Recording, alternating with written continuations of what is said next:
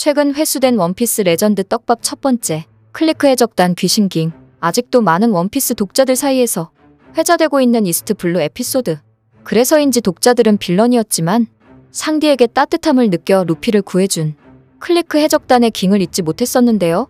또한 독자들은 깅이 루피를 구해준 후 위대한 항로에서 보자는 말을 기억하여 2년 동안 성장한 깅이 언젠가 다시 등장해 루피와 다시 만나는 장면을 기대하고 있었습니다. 하지만 깅은 원피스 연재 20년이 넘게 지나도 루피가 사왕이 되기 전까지도 등장하지 않았고 이에 깅의 재등장은 점점 잊혀지고 있었죠. 하지만 원피스 최종장 돌입과 함께 원피스 1117화에서 무려 26년 만에 클리크 해적단으로 보이는 인물들이 검은 수염 해적단의 본거지 해적섬에서 모습을 보였는데 이들의 모습이 많이 바뀌어 긴가민가 했지만 클리크 해적단 파알이라는 독보적인 캐릭터로 인해 이들이 클리크 해적단이라 확신할 수 있었습니다. 여기서 선장동 클리크는 짧은 머리에서 장발로 바뀌었지만 클리크가 입던 특유의 황금 갑옷은 여전했고 깅 또한 꼬질했던 예전 모습과 달리 안경을 쓴 세련된 모습, 그리고 과거 사용했던 톤파를 버리고 검을 들었지만 깅 특유의 헤어밴드는 똑같이 머리에 하고 있었습니다. 이는 밀짚모자 해적단이 신세계에 입성하면서 촌스러운 티를 벗은 것과 비슷하게 클리크 해적단 또한 신세계에 입성하면서 촌스러운 티를 벗은 걸로 생각되는데요.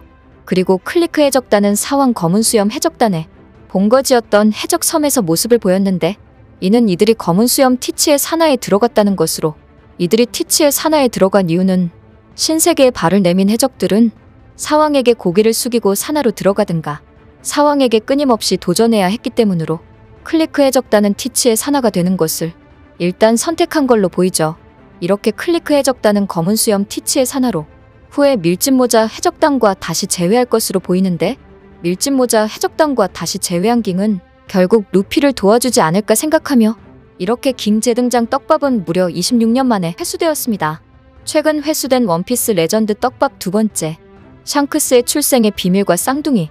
레벨리 에피소드에서 가장 충격적인 장면은 세계정부 최고 권력 이모의 첫 등장과 샹크스의 마리조아 입성이었습니다. 이렇게 샹크스는 마리조아에 등장해서 오루 성에게 한 해적에 대해 말했었는데 이러한 상황에 샹크스가 흑막이라는 가설과 샹크스가 천룡인이라는 가설이 생겨났었죠. 하지만 일부 독자들은 샹크스의 얼굴에 상처가 보이지 않았다는 이유로 레벨리에 있는 샹크스가 사왕 샹크스가 아닌 샹크스의 쌍둥이일 수도 있다는 의혹이 생겼고 실제로 와노쿠니 에피소드 코즈키 오뎅의 회상에서 오뎅의 자식 모모와 히오리를 본 로저와 레일리가 갓난아이는 오랜만이라고 말했던 점과 원피스를 찾고 온 로저에게 샹크스가 무언가를 물어본 후 펑펑 울었던 점으로 독자들은 샹크스에게 출생의 비밀이 있다 추측했었습니다.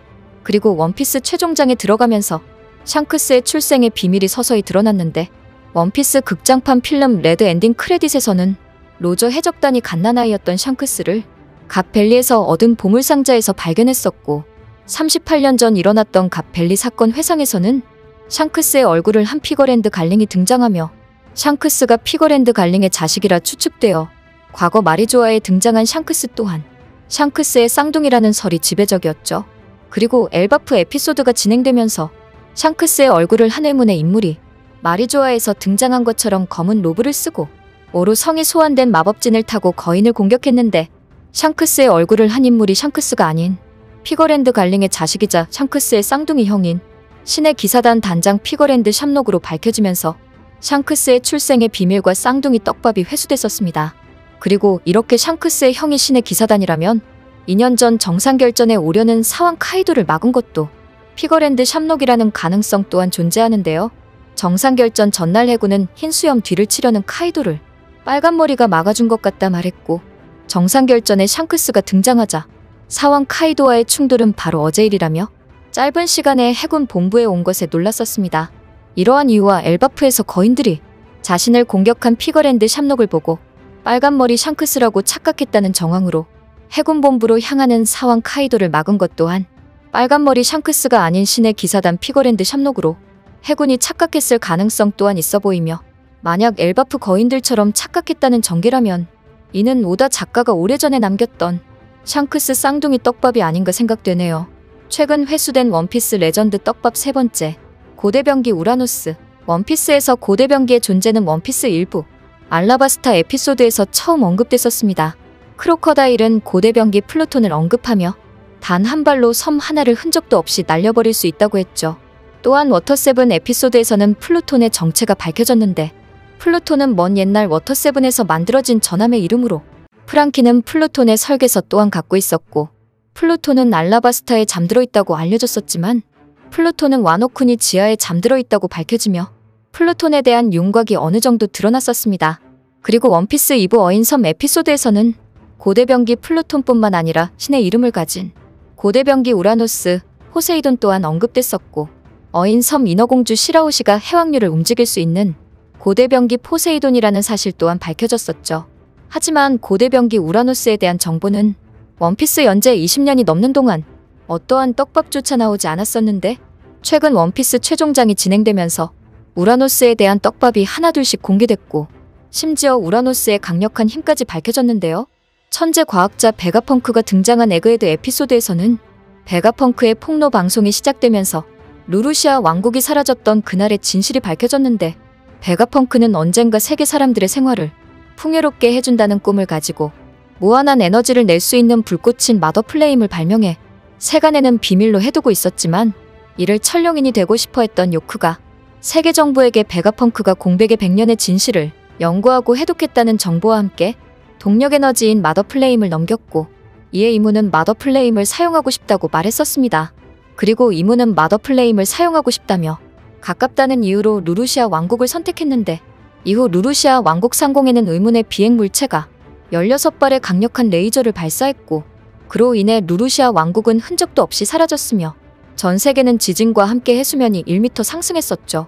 이러한 상황에 베가펑크는 방송에서 자신이 발명한 마더플레임을 언급하며 고대병기는 현재 실존한다 알렸고 이어 마더플레임을 도난당한 후 약 2주 뒤 루루시아 왕국이 흔적도 없이 사라졌다며 그런 막대한 에너지는 마더플레임 말고는 있을 수 없어. 내가 만들어낸 불이 고대병기를 가동시켰다 말했습니다. 즉 이러한 베가펑크의 대사로 고대병기 우라노스는 루루시아 왕국을 없앤 의문의 비행물체라는 것으로 고대병기 우라노스에 대한 떡밥이 회수되었습니다.